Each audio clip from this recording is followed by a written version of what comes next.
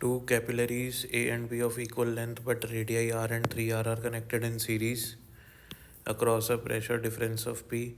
The ratio of present pressure difference across A and B is. तो हमारे पास दो capillaries हैं और उन कैपिलरीज के ऐसे कनेक्टेड हैं वो दोनों capillaries del P1 del P2. तो इन दोनों एंड्स पे प्रेशर डिफरेंस डेल P1 है, इन दोनों एंड्स पे प्रेशर डिफरेंस डेल P2 है. तो सीरीज़ में जो टोटल प्रेशर डिफरेंस होता है वो होता है del P1 plus del P2. और जो क्योंकि सीरीज़ कनेक्शन है तो सीरीज़ कनेक्शन में Q यानी कि जो वॉल्यूम रेट ऑफ फ्लो होगी इससे, जितना वॉल्यूम इससे जा रहा है उतना वॉल्यूम इससे जा रहा है फ्लूइड का. ठीक है. तो इस जो Q का फॉर्मूला होता है पाई अपॉन 8 P1 R1 की पावर 4 अपॉन ईटा L1. तो ये इस एंड के लिए भी और इस दोनों के लिए बराबर होगा रेट फ्लो.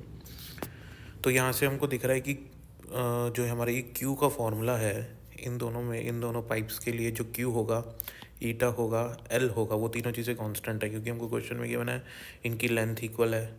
चार्ज तो क्योंकि सीरीज़ में कनेक्टेड तो चार्ज फ्लो रेट फ्लो जो होगी वो सेम ही होगी. ईटा भी दोनों का सेम होगा क्योंकि सेम ही फ्लूइड दोनों में से पास हो रहा है.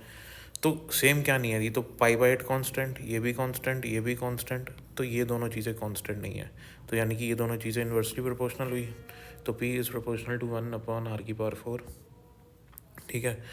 तो यहाँ पे हमारे पास आ जाएगा del P1 upon del P2 is equals to R2 by R1 की पावर 4. और R2 दिया हुआ है 3R, R1 दिया हुआ है R. सॉल्व करके हमारा आंसर आ गया.